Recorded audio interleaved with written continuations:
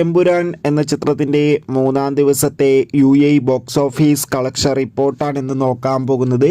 വീഡിയോയിലേക്ക് മുൻപ് video like ചെയ്യുക, ചാനൽ സബ്സ്ക്രൈബ് ചെയ്യുക. മാർച്ച് ഏപ്രിൽ മാസങ്ങളിൽ അങ്ങോട്ട് ധാരാളം ചിത്രങ്ങൾ OTT റിലീസ് ചെയ്യും.